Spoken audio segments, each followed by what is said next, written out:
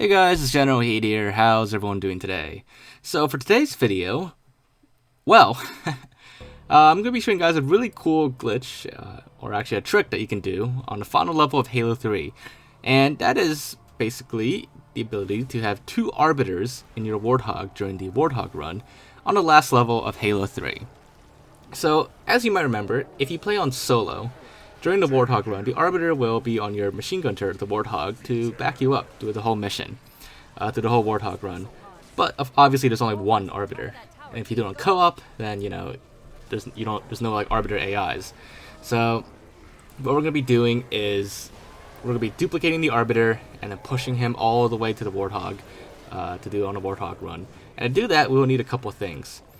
We will need an auto turret, or auto turret that we just picked up here, and a gravity hammer could help. The gravity hammer is optional, but the auto turret you definitely need. And another thing that would help as well is a Spartan laser, but that's also optional.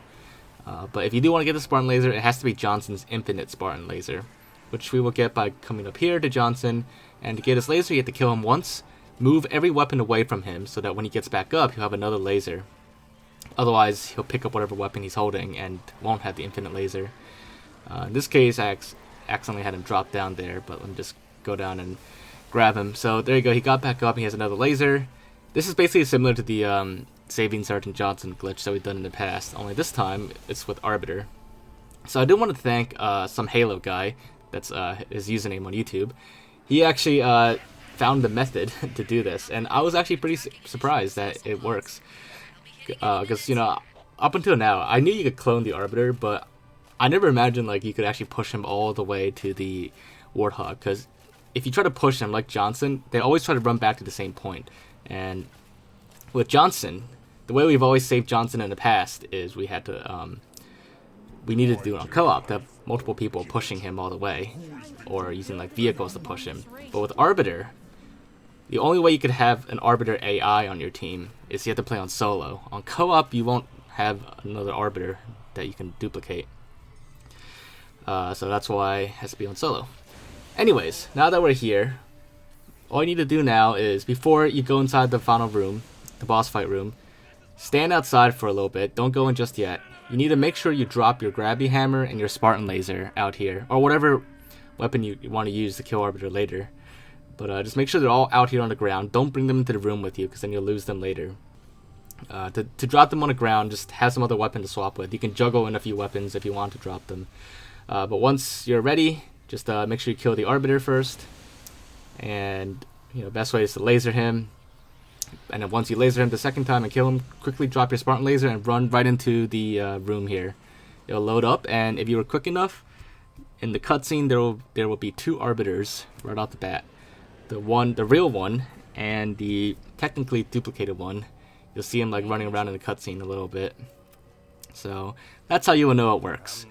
And after the cutscene ends, when you look behind you, you will also see Arbiter's little triangle above his head behind the door. So that's how you'll know it works. You've duplicated Arbiter already. And after the Guilty Spark fight, you will see both of them. One of them will have an arrow above his head, and the other one will not. The duplicated one is usually the one that has the arrow above his head, but don't worry about it. It's easy to tell which one's the real one and which one's the clone, so to speak. So one of them will keep following you throughout the mission, and the other one will just stay here and won't go any further. And if you try to push him forward, he'll keep running back to the same spot over and over again.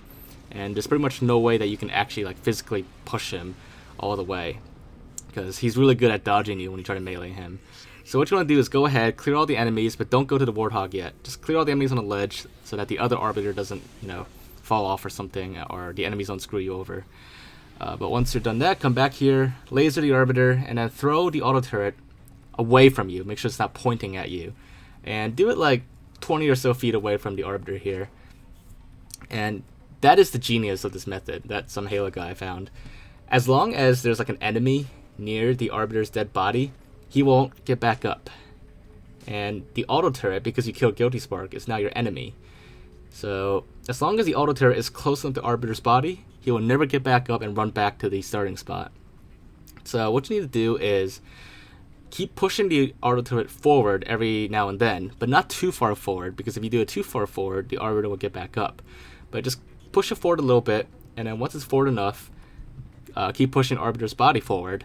And when you can't push it any further, then push the auto turret forward again. It's kind of a repetitive steps, but you want to be careful with the auto turret, because if you get in its way and it sees you, it'll shoot its beam at you, and its beam is like almost one-hit kill, even on easy difficulty. So be very careful and push it very gently. If you push it too hard, it will spin around and shoot you. So do it very gently, and make sure you don't push it too far away from the Arbiter. So that distance is good, and now we'll keep pushing his body forward. And like I said, don't go too far forward, because you'll get into range of the auto turret, and then they'll shoot you and you'll die instantly, and then you'll get frustrated. Took me a while to actually get the hang of this. And to rotate the auto turret, you got very gently push it from the side. But yeah, so now it's just rinse and repeat. Push each one forward, and just make sure you never get in front of the auto turret. And that's all you gotta do. So we're gonna speed this up now, because this took me quite a while to do. I played it very safe. I didn't push it forward too much, and I was very gentle, very, very gentle when pushing the auto turret forward. And there were like a few times where I like freaked out and like accidentally rotated it around. But you don't need to push the auto turret up the cliff. Just push it to like where I put it over there on that barricade, and then once it's there, you'll have enough distance that you can push Arbiter all the way up this cliff here, and he won't get back up. About here he'll get back up though, but that's okay. Once he's up on this ledge here, he no longer runs back to that starting point anymore. Some Halo guy speculated that his AI's pathfinding was only like set to getting back to that point within a certain like range, but we've put him out of this range, and now we can just easily push him forward without him making a fuss about it. So yeah, after this point on, just go forward, and you'll probably get a checkpoint, which is a really good thing.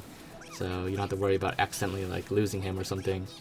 It's okay if he goes down, if he dies, he'll get back up, and he won't run back. But anyways, we got him to the Warthog now. So to actually get him into the passenger seat of the Warthog, the other Arbiter will automatically get onto the machine gun turret. But this Arbiter, he pretty much has to be like right next to the passenger seat for him to get on. Otherwise, he's not actually going to like walk towards you to get on. He pretty much won't move at all. But once you get him close enough to the Warthog, just simply start driving it, and he will get on. And there you have it. You have 2 Arbiters and 1 Warthog on the Warthog run at the final level of Halo 3. It's pretty similar to when we got Johnson to the Warthog, and we had like the whole squad of Arbiter and Johnson and Chief on 1 Warthog, the perfect trio. But now, well, what's better than 1 Arbiter? Well, obviously 2 Arbiters, and both are fully functional Arbiter AIs in your Warthog. The clone in the passenger seat, he will shoot enemies with his carbine or whatever weapon he's holding, and the one on the turret will also shoot enemies to the turret as usual. So there you have it. You now have an extra ally in your Warthog, and yeah, it's a really neat trick that you can do, and I didn't think it was possible until quite recently, but thanks to some Halo guy, now it is totally possible. So there you guys have it. Now, if you go through the Warthog run, and like if you flip your Warthog or something, like I said, the clone Arbiter has to be really close to the passenger seat to be able to get on. So if you flip the Warthog out, make sure you get close enough to him so he can get on. Otherwise, he probably won't get on. And if you decide to finish the mission with both Arbiters, well, the ending is going to be pretty much the same as if you finish it with Johnson in your Warthog. And that is basically once you hit the loading point and you load the cutscene, everything goes back to normal at that point. The other Arbiter despawns, and yeah, nothing changes about the cutscene, unfortunately. But, you know, it's still something that's pretty cool that you can do, and in your heart, well, with saving Johnson, I would say, like, in your heart, like, we all saved Johnson, we brought him back to the frigate with us. But in this case, I don't know, we cloned Arbiter, so we're not really saving him or anything. But I guess we saved his clone? I don't know, but that's basically about it for this. It's a really cool trick you can do, and if you do try it, just be very careful with the auto turret. That's all I can recommend. But anyways, hopefully you guys enjoyed this video, and if you did, make sure to leave a like, And leave your thoughts in the comments. If there's anything else we need to check out or look into, or if you need help with this, or if you have any questions about this little glitch, just let me know in the comments, and I'll do my best to answer them or get around to your suggestions. But other than that, make sure to subscribe if you haven't already, and I will see you all next time. Bye, guys.